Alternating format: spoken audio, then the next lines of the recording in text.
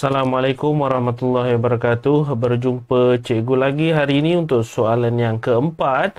Okey, soalan yang keempat ini adalah berkenaan dengan tingkatan 4 bab yang ketiga iaitu penakulan logik.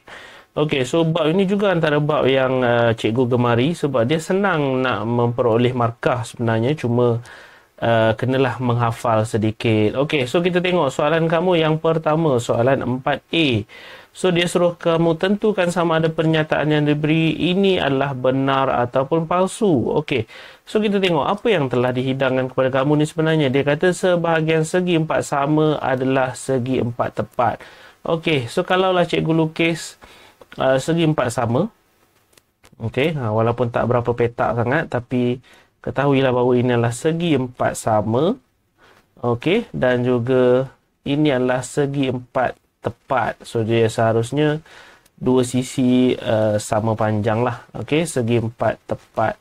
Okey, so apa yang boleh dikatakan tentang pernyataan ini? Dia kata sebahagian segi empat sebahagian segi empat sama. Okey. Jangan tersilap sebahagian segi empat sama adalah segi empat tepat. So kalaulah cikgu lukis segi empat sama di dalam ni. Okey. So ini katakanlah segi empat sama.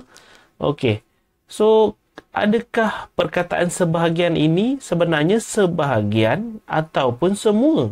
So, kalau tengok daripada lukisan cikgu ini, semua sebenarnya, semua segi empat sama adalah segi empat tepat. Sebab di dalam segi empat tepat, pastinya akan ada segi empat sama. So, cikgu boleh katalah bahawa segi empat sama ialah subset. Subset kepada segi empat tepat, dan ianya bukanlah sebahagian, sebaliknya semua. Okey, so soalan kamu adalah sebahagian. So apabila dia kata sebahagian, pastinya pernyataan ini adalah pernyataan yang palsu lah. Okey. So seharusnya kalau dia guna perkataan semua segi empat sama adalah segi empat tepat, so pernyataan ini akan jadi benar. So inilah dia punya sedikit berkenaan dengan explanation dia ataupun penerangan dia. Okey, so kita beralih kepada B. So B ini adalah berkenaan dengan hujah. So untuk hujah ni cikgu lebih suka untuk memberitahu kepada kamu bahawa kita memerhati, kita melakukan pemerhatian untuk premis satu. So premis satu ni cikgu kenal sebagai ayat yang lengkap. Okey, so ini adalah ayat yang lengkap. So, kita perhatikan. Okey, di ayat yang lengkap ini kita perhatikan. Di premis 2 dan juga kesimpulan, sepatutnya premis 2 dan juga kesimpulan ini adalah serpihan daripada ayat yang lengkap ni lah.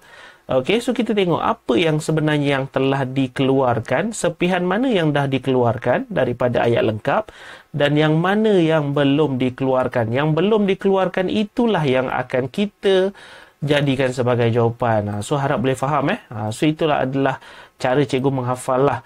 Okey, so kalau kamu tengok dekat sini ayat yang lengkap dia kata jika bilangan sisi poligon W ialah 7 sisi, maka hasil tambah sudut pedalaman poligon W ialah 900 darjah. So jika dengan maka ini sebenarnya adalah orang kata memang ayat dia lah. Okey, memang ayat untuk implikasi. So kita abaikan dahulu. So kita nak tengok dia punya kandungan. Bilangan sisi poligon W ialah 7 sisi. So adakah ini telah dikeluarkan di kesimpulan? So betul. So boleh kamu nampak bilangan sisi poligon W ialah 7 sisi. So bilangan sisi poligon W bukan 7 sisi. So kena tengok betul-betul. Okey, sebab boleh nampak dekat sini dia pakai ialah. So serpihan yang dikeluarkan di kesimpulan, tapi dia pakai bukan. So dia dah ambil dah ayat yang ini, so dia keluarkan di kesimpulan. So pastinya kita takkan gunalah lagi ayat ini di premis 2. So apa lagi yang tinggal? So yang tinggal adalah hasil tambah sudut pedalaman poligon W. So ialah ini perlu ditukar kepada bukan, mengikut kepada bentuk di kesimpulan. So itulah sebenarnya jawapan dia. Okey, sepatutnya dia akan jadi hasil, maaflah kalau tulisan buruk sedikit. So hasil tambah sudut pedalaman. Okey, so hasil tambah sudut pedalaman poligon Okey, so poligon W bukan. Okey, bukan 900 darjah. So itu je sebenarnya. Okey, kita tengok serpihan mana yang dah dikeluarkan. So serpihan itu dia ada buat pengubahsuaian atau tidak.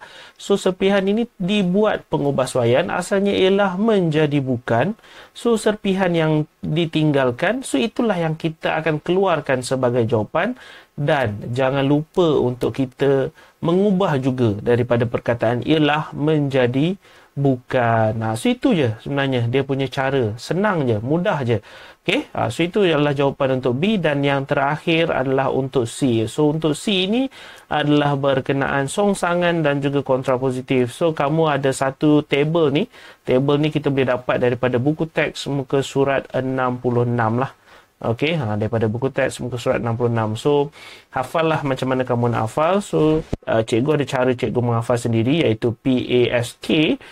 So, cikgu dah hafal PASK. So, cikgu tahulah apa yang akan berada di dalam kandungan dia selepas itu.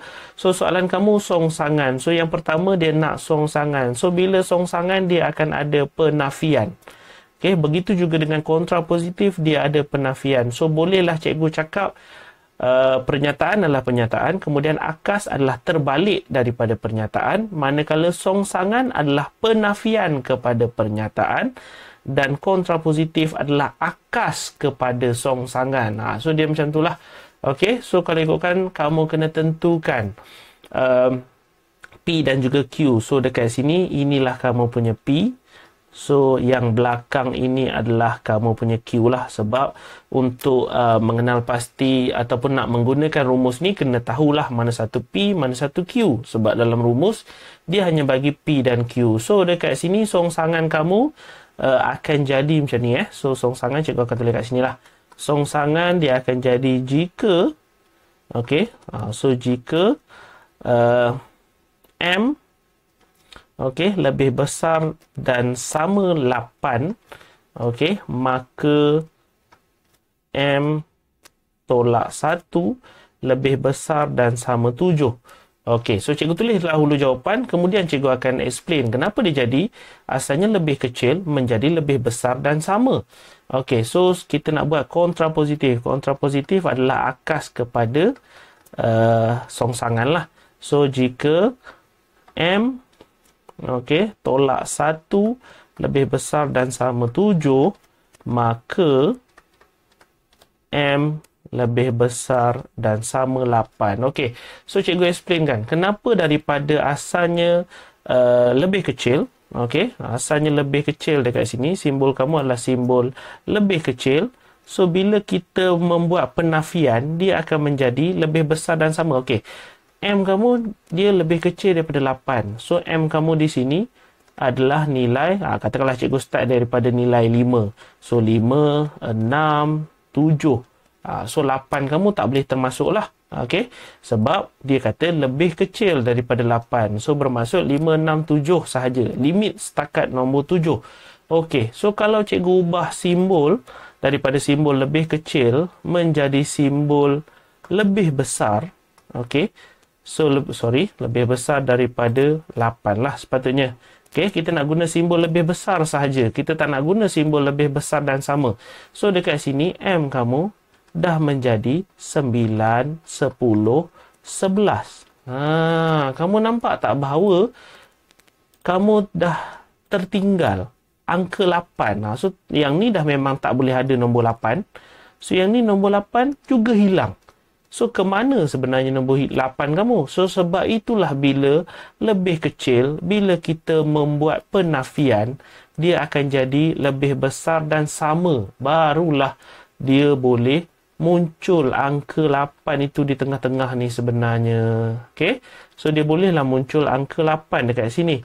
Barulah dia jadi bersambung. 5, 6, 7 kalau lebih kecil. So, kalau lebih besar dan sama, bermula 8, 9, 10 dan seterusnya. Okey, so itulah mengapa apabila lebih kecil, bila kita buat penafian, dia menjadi lebih besar dan sama. So cikgu harap kamu boleh fahamlah dengan apa yang telah cikgu ajarkan dekat sini. So sekiranya kamu boleh faham, jangan lupa untuk ajar rakan-rakan kamu yang lain supaya ilmu kamu terus berkembang. So jangan kedekut ilmu dengan rakan-rakan. Okey, so percayalah dengan kebolehan kamu sendiri. Sehingga kita berjumpa lagi di soalan yang lain. Assalamualaikum warahmatullahi wabarakatuh.